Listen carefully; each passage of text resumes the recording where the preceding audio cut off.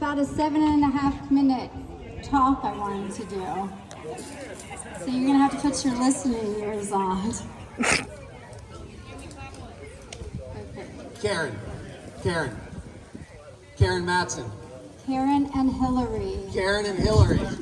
What? And everyone around them. Okay. Everyone on this side, come to this side. Okay. This is actually very personal to me that I'm sharing this. Hello, everyone, and thank you so much for being here today to celebrate our 10-year anniversary. It means the world to have all of you, our family, staff, friends in recovery, community partners, and lifelong friends with us here. I want to acknowledge our CEO, Blair, who traveled from Asheville. Our billing, represent billing manager, Liz, who traveled all the way from Maine to be here.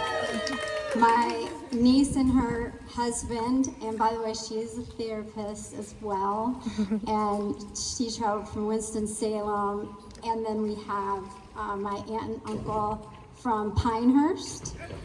And then my dad surprised me today. He wasn't going to be here. Didn't think he could make it, but my dad, right here, eating ice cream from Bluffton. I knew in college that I wanted to help people, to give back. I was a sensitive child who grew into a woman with empathy for others, who could relate to people when they are having troubled times.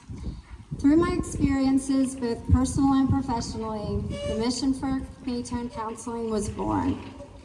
My own journey began when I was a child in elementary school. I was the kid who got overwhelmed at the beginning of the school year and had a hard time with change. There were times when my anxiety was so intense that I couldn't sleep.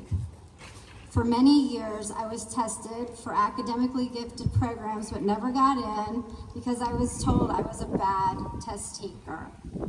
Looking back, I can now see that it was ADHD, a difficulty with concentrating due to distractions and performance anxiety. If a teacher called on me and I didn't know the answer, I would turn bright red, and that can happen to me still. My mom would even have conferences with teachers when I thought I was failing classes, but in reality, I was making straight A's.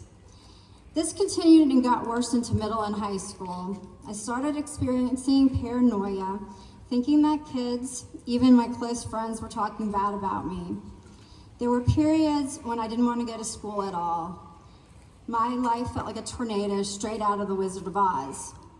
I've always said to myself and others, I wish I could make it all go away with a magic wand. Between my senior year of high school and my freshman year at Georgia, I was hospitalized for 5 weeks. This is when I was diagnosed with bipolar I disorder. I had a wonderful psychiatrist and responded well to medication and counseling. My diagnosis does not define me, but I share it in the hope that others will not feel alone and that there will be less stigma regarding mental health concerns and illnesses. I was dating my now husband, Matt, back then, and I remember him being determined to bring me flowers to the hospital, even when they weren't allowed with the glass they were in for a vase. He was a part of my journey even back then, and he continues to be.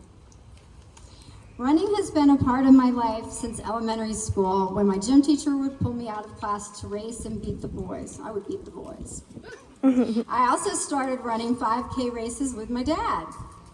Although it helped, and even when I was running my best times in cross country, I was getting little to no sleep for days and would find myself crying or getting angry. But running was a stabilizer for me, and I had planned on running in college, but only ran at Georgia for a semester because I had way too much fun and was put on academic probation, which meant I couldn't compete. I was also dating this guy on and off, and he got me into some trouble too. I was certain, I have to own it though. I was certain I wanted to stay at Georgia, so I was able to study hard and graduated in 4 years by going to classes even during some of my summers. It was then that I started to learn how to take care of myself.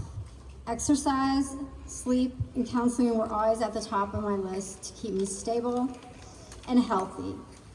I'm the type of person who has extra energy, and I now know ways to channel that energy into success.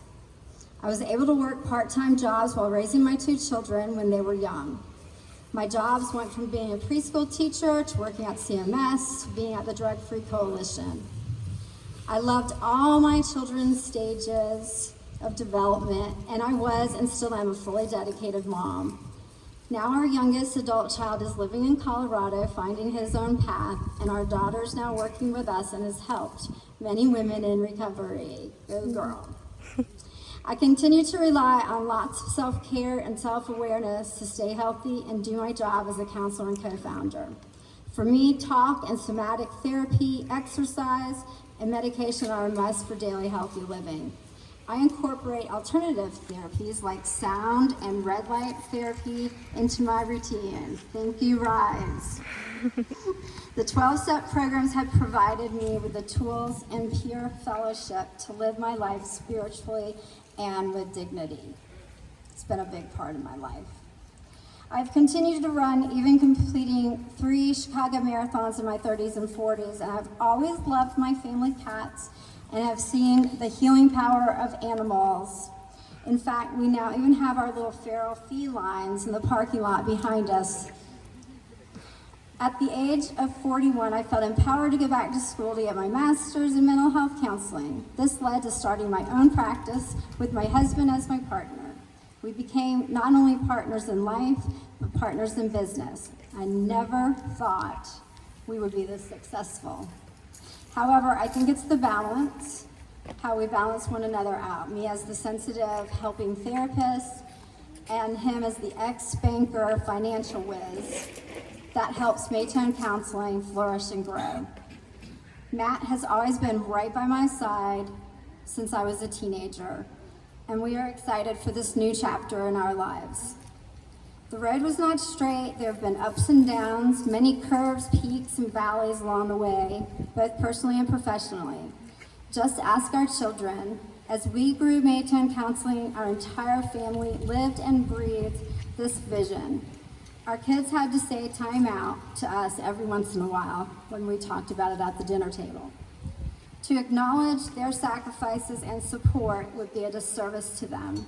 We couldn't have done it without our 2 children. And our mission remains the same, to bring accessibility to mental health and break the stigma around it. We're going strong. If I had a magic wand or a pair of ruby slippers, I would wave it high and click my heels so that no one would be ashamed to get help, that all could have access to what they need, and we would all be living in a land of emotional wellness. Today is to celebrate and to say thank you to our family, our amazing staff and clinicians, very, very much so, woohoo, and our friends in recovery, our community partners, and our lifelong friends. Here's to many more success in helping others.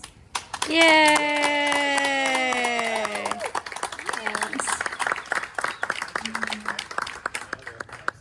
I'll go briefly. So I'll keep it real tight. So 10 years ago, I got fired at Bank of America. Worst day of my life, that day. Turned out to be the greatest thing that ever happened. Kim was working on her master's. I was an unemployed banker. So what did? We started a psych practice. We absolutely bizarre. We had no idea what we were doing. 10 years later, we have 75 clinicians in 3 cities at 5 offices. I did the math this morning. We've helped over 21,000 people in those 10 years. I just can't believe that. Last week, we had 925 clinical hours across our 5 locations. That's the first time we've had more than 900. Blair texted me from the car that she had seen it. And I too want to recognize Blair. Blair's our CEO. She took my job. I gave it to her gladly. But Blair, I'm talking about you.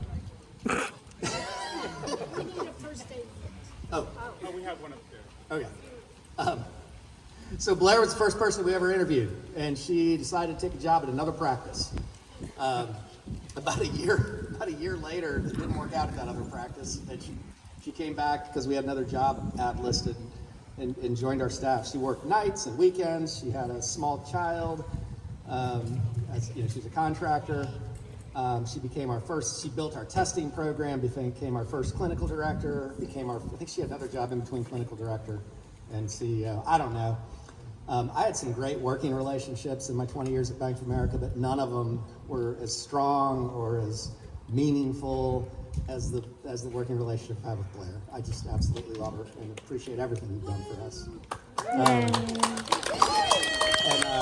And Karen, I gotta recognize you too. Karen was our first full-time clinician. I remember interviewing her, and it was over the phone, and she said, well, this sounds like a pretty professional organization. And I was like, holy shit. I was so nervous interviewing her because she had a full caseload at another practice that she was gonna bring to us. It was a huge deal. So we faked our way through it. But Karen ended up getting us, we got to get on a bunch of insurance panels we weren't on because Karen joined us. And she's been here, you've been here almost 10 years, right? Yeah. Yeah, so thank you to Karen for making the drive down to Asheville today. I don't know, and also Dr. Stillwell's here somewhere. He's our clinical director up in Asheville. Dr. Swanson, clinical director at Cotswold. Tricia, I think, is here somewhere, is our clinical director at this office. Daughter works for us now. Great dream of my life. So it's just so special. So thank you so much, everybody. Now I want to do the raffle because that's my favorite thing.